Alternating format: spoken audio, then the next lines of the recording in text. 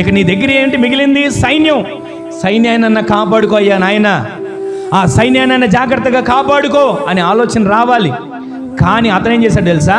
ఇక మిగిలింది సైన్యమే. సైన్యాన్ని వెంట పెట్టుకొని ఇశ్రాయేలును తరుముతా, వాళ్ళని పట్టుకొస్తా, బందీలుగా చేస్తా, వాళ్ళని బానిసలుగా చేస్తా అనుకుని ఎన్నో ప్రయత్నాలు చేసి అడుగులు ముందుకు వేశాడు. అయితే చివరికి జరిగింది ఏంటో తెలుసా? పగబట్టి పరుగులు తీస్తూ వెళ్ళిన అతనుకు సైన్యం కూడా సమాధి అయిపోయింది సముద్రంలో. ఇక్కడ మీరు గమనించండి, మొత్తం పోగొట్టుకున్నాడు.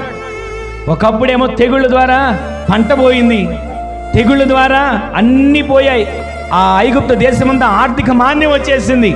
ఇప్పుడు మిగిలిన సైన్యాన్ని, మిగిలిన రథాలను, మిగిలిన గుర్రాలను జాగ్రత్త చేసుకోవాలి కదా. ఈయనేం చేశాడంటే తొందరపడి వాళ్ళ వెనక వెళ్ళి ఆ ఉన్నటువంటి సైన్యాన్ని కూడా ఆ సముద్రంలో సమాధి చేసేసుకున్నాడు.